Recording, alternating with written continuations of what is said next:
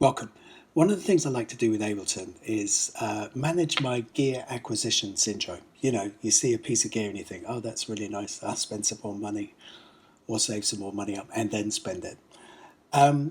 So I use Ableton to assist me in managing my gear acquisition syndrome by trying to model the gear that I'm sort of interested in. Because in many ways, the gear, it's really what the gear represents in terms of what it facilitates, in terms of like work that's actually intriguing. Sometimes it's not necessarily just oh, it's got a great sound. I mean, we're flooded with VSTs and various hardware pieces of equipment that do great sounds. So in many ways, it's the working processes more than anything else.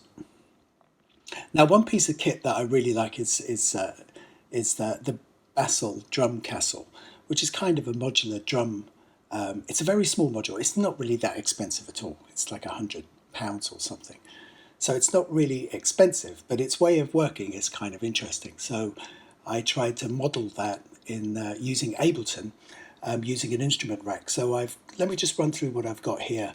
Those of you that have seen some of my other videos where I've used the random device, so I have a MIDI clip that's essentially just a stream of 16th notes. And this then generates a number of events based on those rhythms. I have a quantizer, a scale quantization going on. Velocity. Now the velocity device is really important here because I'm using the velocity to move the rack selector around. So you can see here that I'm using velocity rather than chain. So there's the difference. So as long as the velocity falls within this parameter of sort of 1 to, what is it up to here, 42, then you will hear this first instrument, which is low dirty kick. Somewhere between 43 and 86 will result in the turbulence 2 being heard, and then somewhere from about 86 up to 87 up to 127 will give us the noise delay. Now all of these instruments come from the suite library. They're in there. Again, you can use kind of any others that you want to, that you're sort of interested in using, and they're all just left at their default sort of startup preset. That's kind of it. So let's have a listen.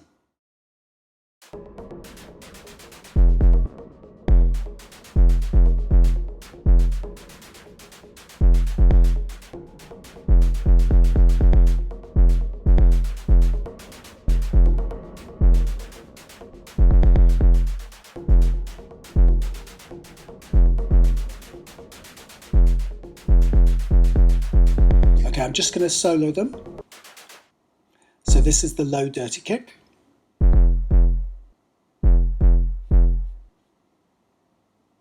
that's just in this range here. Let's do the turbulence. So turbulence it deals with pitches, so it's kind of a modeled percussion. So that's the reason for the scale quantization, so that it's actually in a particular kind of key scale type. And let's listen to the noise delay.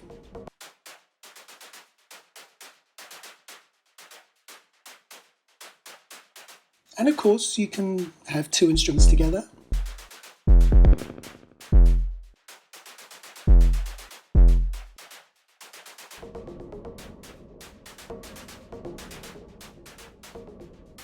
Just the one on its own.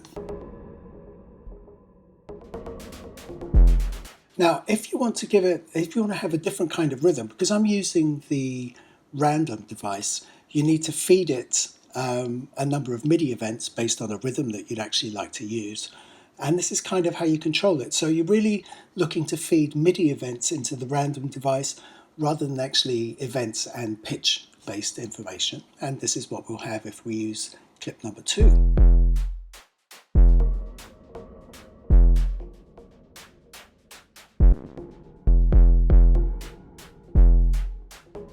So clip number 3, slightly different, looks like the reverse of clip number 2.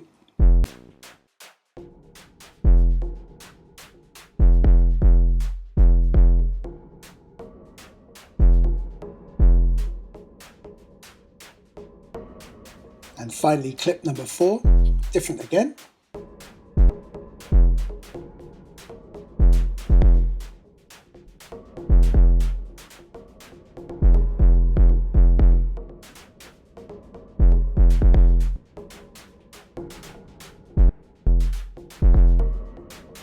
Okay, so that's the basic idea. Let's have a listen to some of the other instruments.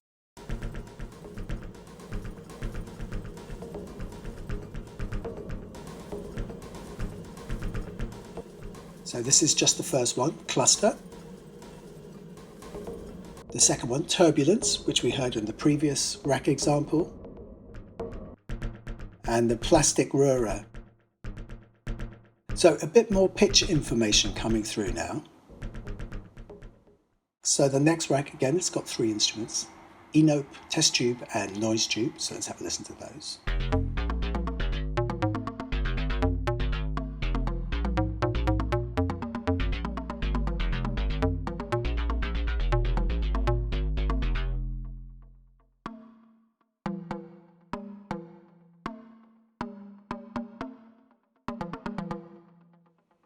So you can quite clearly hear the scale there.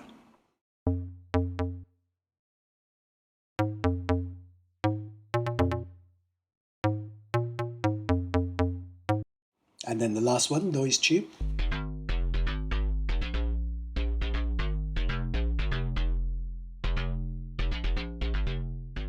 So the last one basically is much more of the kick snare hat. It's much more the drums. So we've got drum samples. Let's have a listen to that. Again, we've just got the stream of 16th notes.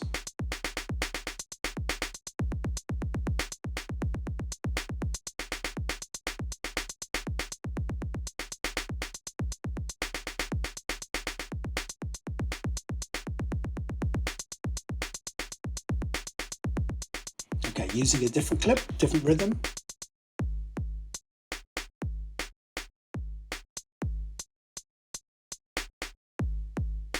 So the thing to remember here is that the velocity device is driving the velocity variation. It's randomizing it. You can see it down here. If I play it as it is, this is what we'll get. So the only way to make the rack selector move is by varying the velocity. Let me just open that up. By varying the velocity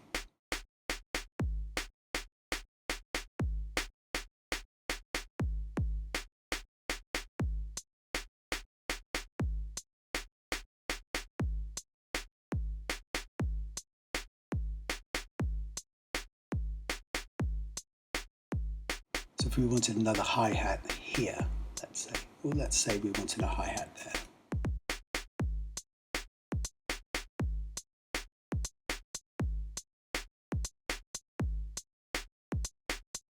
So that would be the way that we would control the rack selector via velocity, by specifying the velocity. What the velocity device is doing is essentially randomizing whatever is coming in, giving us a little bit more variation, as you can hear.